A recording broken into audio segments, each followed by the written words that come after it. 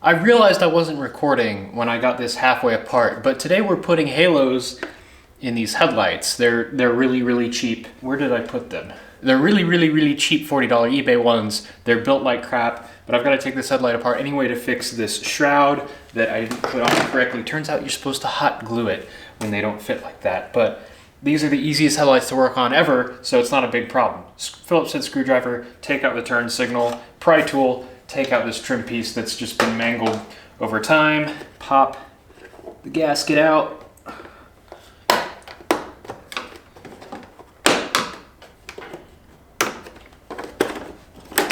Out comes the gasket, and now you could just use your fingers for this. You don't even need a pry tool. It's absolutely glorious.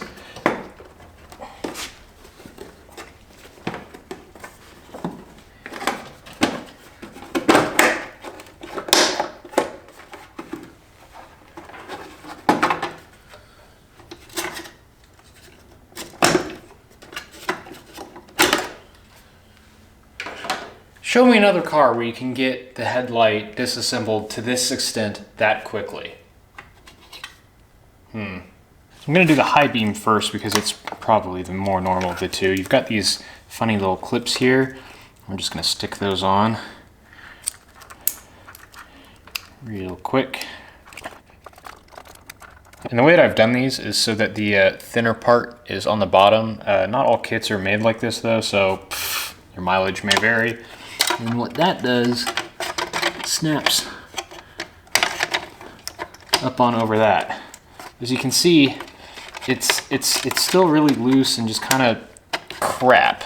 Oh, you probably couldn't see because my hand was in the way. It's real loose and awful, and it's actually slightly smaller than the diameter of this bowl, so it doesn't overlap down here, which means that all the included little sticky pads, they've got nothing to stick to. You need something a little bit more substantial. Fortunately, I have just the thing. Hot glue. And yes, it does get a little bit warm inside these headlight bulbs, but yeah, we'll just see if this hot glue is high temp enough. Well, the hot glue gun is warming up and leaking all over my floor. I'm just gonna go ahead and feed this back.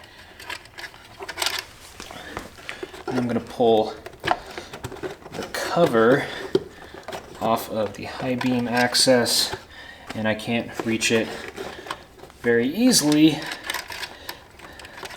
due to there being an airbox in the way on the driver's side here, but hey, hopefully I can still make this work. Haha. That is pulled through the boot. Magic fingers.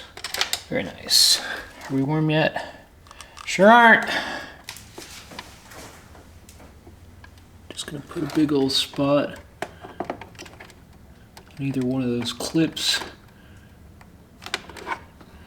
just to make sure it's being held in place properly, and then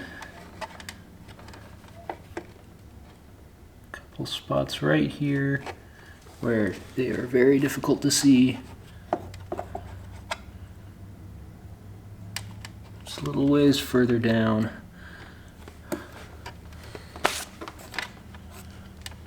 On the halo itself. That should be enough. I mean, it's still gonna have a little bit of wiggle to it, but it's not gonna go walking off on you. This is ridiculous. Let's just put a couple dabs of glue here. Try and keep this thing in one piece, at least long enough for me to install it, for crying out loud. Okay.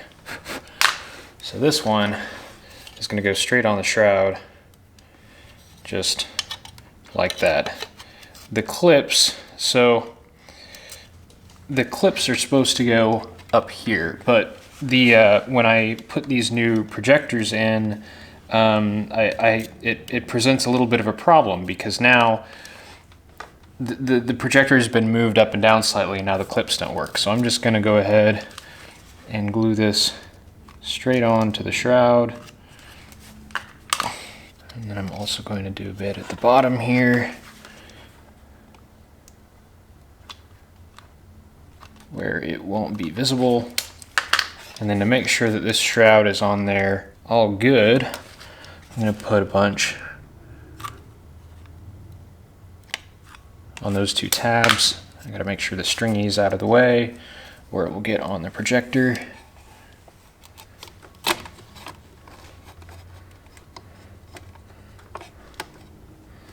And then on that goes for hopefully the last time. And as for the wiring is just gonna go over here and do the exact same thing.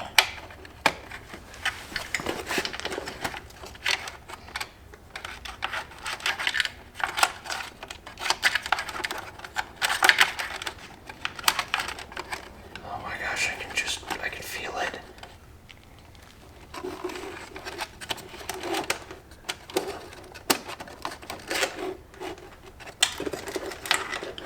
Let's just get the rest of the little stringies out that are visible. We'll give that a little wipe. If I even have a clean rag anywhere. And now we start putting things back. I don't think it's a huge problem. This is hitting on the halo up here. Oh, and that is pushing it up quite a bit. And this is also probably, at least partially, the result of this projector not quite sitting the same as it did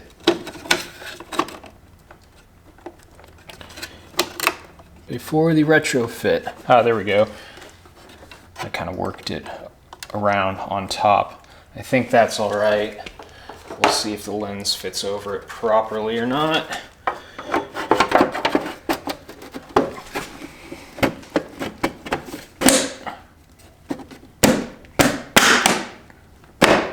Seems to be. So I think we've gotten away with it.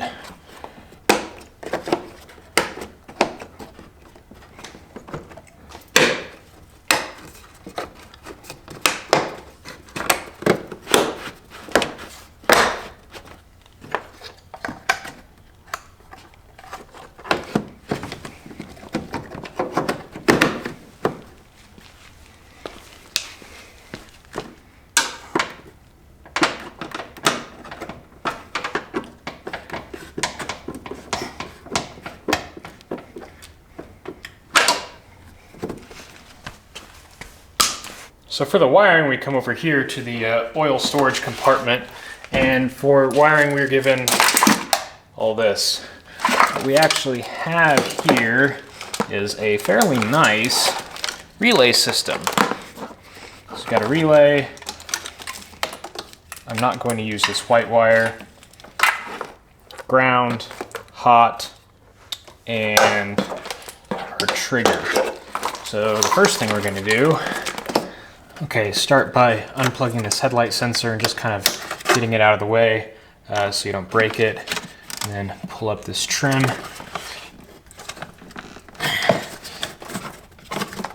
And pull really hard on this piece of plastic to remove it.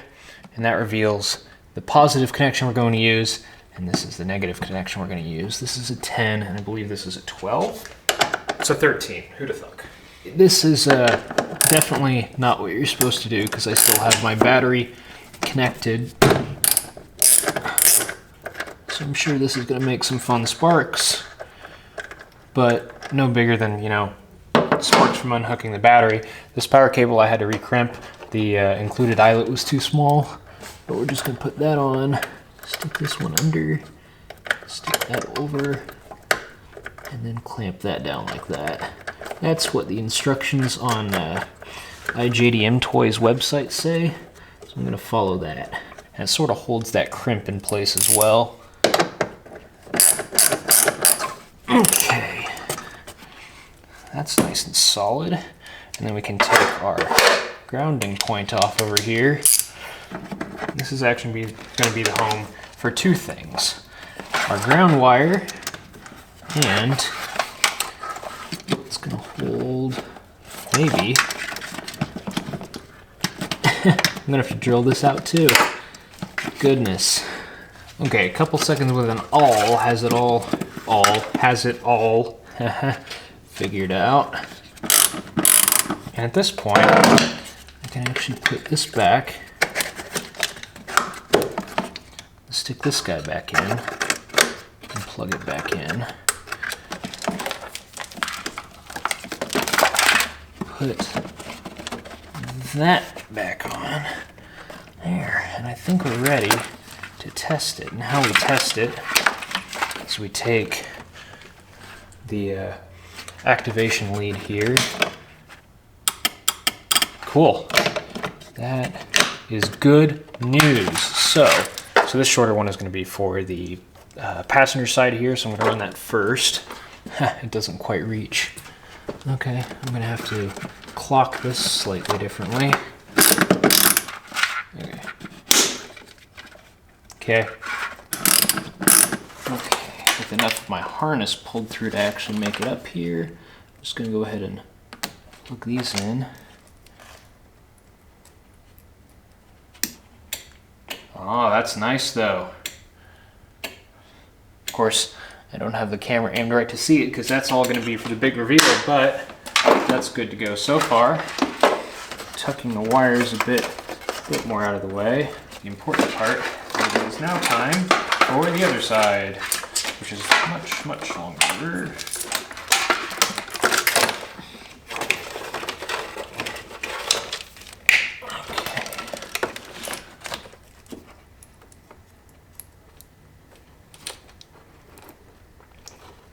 What we're going to do is there's a few more of these Torx bits, and then this comes off, and this is where the DME lives, and this is where what I'm going to do diverges a bit from what everyone else does. So everyone else's instructions tell you to use a vampire tap in this wire here that is red with white stripe and yellow marks.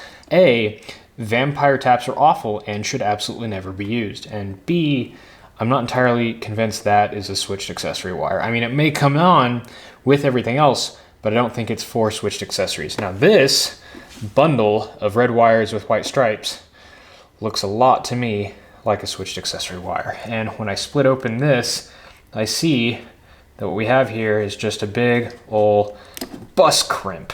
Look at that big ol' nasty mama there, which I can just join up with my red trigger wire. I've just got to figure out how I'm going to go about doing it. I don't really want to uncrimp this.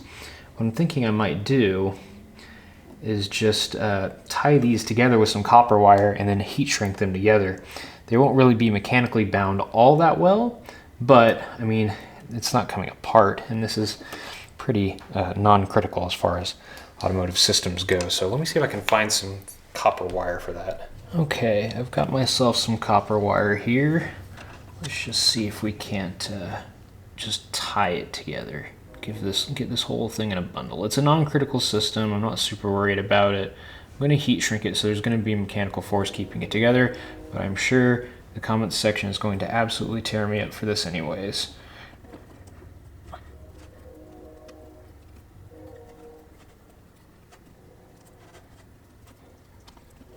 I think that's actually quite neat, because here's the thing, I really like reversible mods, and this appeals greatly to my sensibilities. There we go.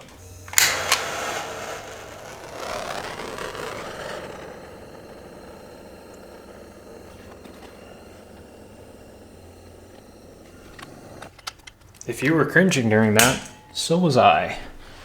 Okay, now nice little trick. Just fold that over, stick another piece over it, like that. And wow, that's gonna be close to everything else to get that done.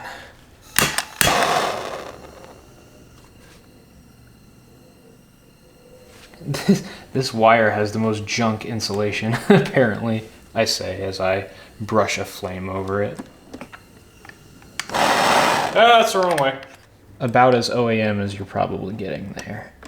And I did not run this through, I didn't run this through a grommet. There's this one right here. So I think what I'm actually about to do is cut this wire and put a connector on it.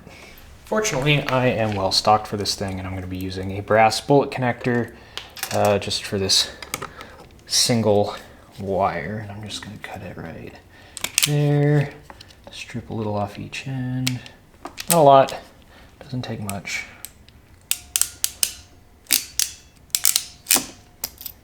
Okay, and what this means is I can now, instead of going through here like an idiot, go through this nice thing. I might need some sort of stringer though, because that is not going through super easy on its own. In all reality, this is probably super excessive, but I just kind of like a clean install. So now I've got my thick stringer wire through here. I just gotta tape these two together. You're actually not supposed to do this with the wire terminated already, but hey, you know. And then through it comes. You can take the tape right back off. Okay, and there is our wire. Now I can properly connect that, and it is nice and insulated, and that can just live in here in the DME box just as it was. Put this cover back on. Before I do down any screws or tighten any zip ties, we need to check and make sure they all work. Man, those things are bright. How's the camera exposure handling that? Not well is the answer.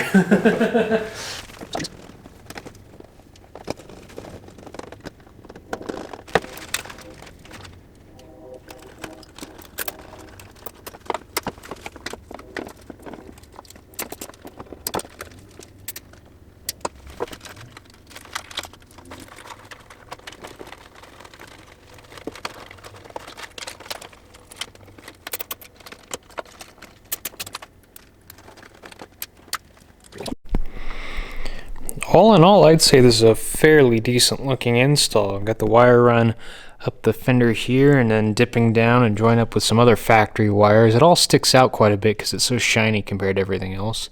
Trigger wire going through that factory loom there, which is super cool. It all goes through that factory wiring run and then comes into the oil storage compartment, which needs its oil back actually. There we go. That's all just kind of it's sort of attached, but it's also not gonna like rattle around and hit anything, so I think that's okay. And then it comes out through this grommet here, runs along the fender and to that light over there. It's yeah, it's not bad at all.